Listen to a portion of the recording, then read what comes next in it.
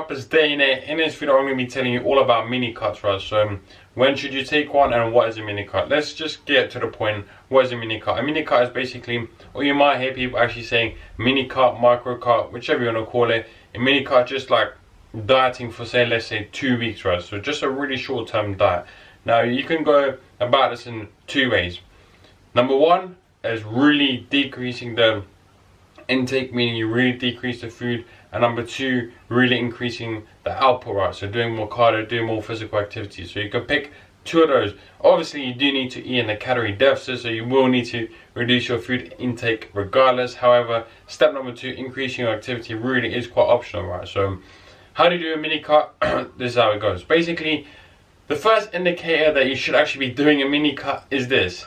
If you say you're bulking and you're really trying to put on some muscle mass, then you're gaining obviously more excess fat, then all of a sudden you can't see your lower abdominals anymore, right? So when your abs start going away, that's when you should really hit a mini cut. And the main benefits of mini cuts or micro cutting is really this, right?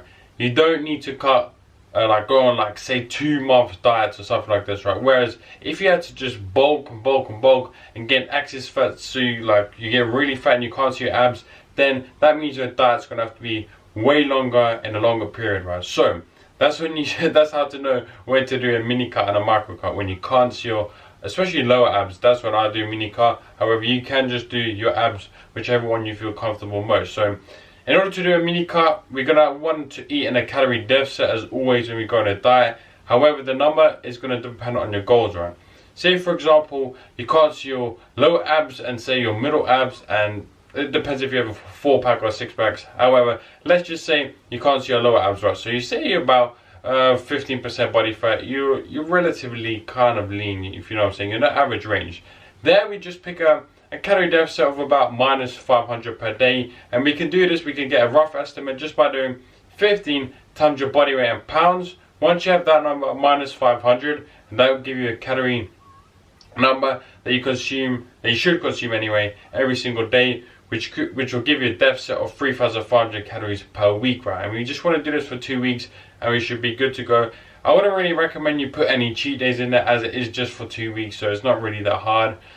However, if you do it for say 4 to 6 weeks, you definitely want to put a cheat day or a cheat meal, whichever one you prefer. I generally recommend cheat days, and cheat meals not enough. So anyway, that is mini cuts and the calorie deficit. Now, if you contain more fat in your stomach, so you can't see your abs at all, then maybe you should go for a more aggressive approach, meaning you can see your abs maybe a tiny bit. We want to go on about say minus 800, right? So this time the calorie deficit is a lot bigger, and that number, just those 300 plus calories a day, will add up way more over the week. So now we set the calorie deficit, and as you can see already, the bigger the number I minus it by, the more aggressive the fat loss, which means the more and the faster the fat loss is going to occur, right?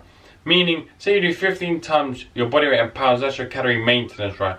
Now you can choose minus 500 if you can see your abs a little bit, minus 1,000 even if you can't see your abs at all. And you need to understand that minusing by 1,000 will give you a much faster rate of fat loss. However, it's obviously going to be a lot harder to adhere to, and it's going to be a lot tougher, both physically and mentally, right? So keep that in mind. Now, when you do mini cuts as well, as you go on any diet, as you go on any cut, I do recommend, especially if you go for a really aggressive approach, minus 1,000 calories, you do need to really increase your protein intake. Some people recommend a 1 gram per pound of protein. However, when you go real aggressive like minus 1,000, I recommend about 1.2 grams of protein per pound of body weight. If you go minus 500, 1 grams of protein per pound of body weight would be fine. However, it is important to note that protein does actually provide satiety and fullness. So that is why when people go on diets, and when I help them diet, I always say, and I always recommend a higher protein intake, even if they're not even trying to build muscle, right? So keep that in mind. Now, that's basically setting the calorie deficit and everything you really need to know about mini cuts when it comes to intake, so caloric intake. Now, step number 2, increasing the output, so cardio, physical exercise, stuff like this. What do you need to do? Well, again, it's up to you. All of this is up to you, really. But if you really want to increase that calorie deficit, say we do minus 500 and we get a minus number, 3,500 calories at the end of the week. If you really want to get faster fat loss, you can do, say, cardio 3 times per week, right? Maybe you're doing 1 hour of walking, which burns roughly, let's just say 500 calories as an example. However, this number can vary a lot, because someone that's heavier is going to burn more calories than someone that's a lot lighter. So let's just use that as an example, right? So say we burn 500 calories each time we do cardio. We do that 3 times per week, which is again minus 1,500, and 3,500 plus 1,500 is 5,000. So we're in a minus 500 calorie deficit at the end of the week. Now, you're probably thinking, Dane, what cardio do I do? Here's the magic. And it's not really magic, it's very common sense. If you do weight training at the moment and you're really trying to maintain your muscle mass, which I'm sure a lot of you are, you need to understand this, right? When you're dieting and you're going really aggressive, say 1,000 or minus 1,000, remember, calories, you really want to reduce your training frequency and increase your intensity. Meaning, if you train, say, 6 times per week, you want to do that 3 times per week, maybe 3 times per week, full body. And when I say full body, this is not all exercises are compound exercises. Don't do that, you will burn your body out. Maybe 1 to 2 compound exercises per workout, especially if you're in a deficit. Now, so we decrease our training frequency. Now we want to increase our intensity. And what does intensity mean? Basically means not literally a more intense workout, because you can have a more intense workout by working in rep ranges of 20 and short rest time. It basically means lifting heavier weight and getting stronger. So on the compound exercises, on the 2 compound exercises, you really do want to concentrate on getting stronger. Say for example, you do bench press, you work into like 3 to 5 reps, maybe 3 sets. Excuse me, you can maybe do 4 to 5 sets or whatever your body feels comfortable with. And you need to understand, I can't give you an exact number because everyone is different, everyone's a different training experience, blah blah blah blah. Now we reduce the training frequency, increase the intensity. That should be good to maintain a muscle mass. And just with a high protein intake, you should actually not lose a lot of muscle mass, right? However, when your strength does decrease rapidly, that's when you know you're going to start losing some muscle mass. And that's a good indicator as naturals, when they start losing strength, that they're losing muscle mass.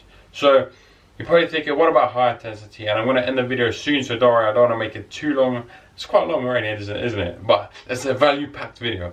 However, cardio. High intensity cardio, okay, yeah, someone might be told you, oh, this is the magic cardio that you should do every single day. However, I don't always agree with this.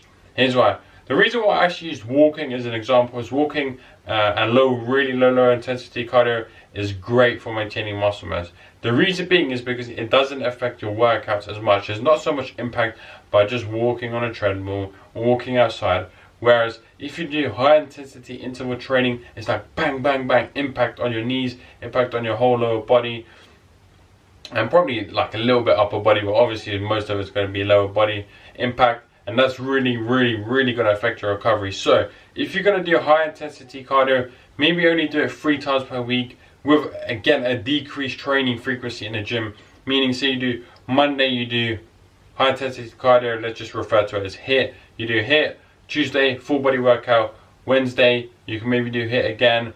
But as you can see here, there's not a lot of rest days coming in. So again, this is going to affect your recovery as well. So keep all this in mind. However, I do recommend, if you go for a minus 1,000 calorie deficit approach, you don't want to do walking, you want to stick with a low impact. However, if you're going for about minus 500 or even a smaller number, then maybe you can put more cardio in there because you have more, it's less strenuous on your body, right? So keep that in mind. Now, I've just covered everything, I think, on mini cuts, when you should do it, what mini cut is, the calorie deficit you should be using for a mini cut, and the cardio. And again, all this does depend on an individual, what your goals are. For example, again, I don't want to make this video too long, but about 2 months ago, I was just coming off my bulk. I hit a mini cut for say 2.5 weeks or something, like some weird number like that.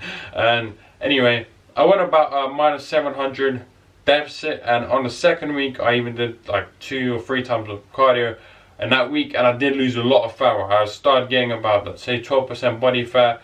Yeah, about 12%, not 11%. I want to say it doesn't really matter that much, but I lost quite a lot of weight because I did incorporate a rather big deficit and some cardio at the end of the week. So again, I was just feeling my body out, where I wanted to stop dieting, where I was happy with my body fat percentage to get back on a bulk again. So that's basically what I did. So anyway, This video was about mini cuts. Let me know if you enjoyed it in the comment section down below. Subscribe down below. Stay positive, stay smiling, and as always, I'll see you in the next one.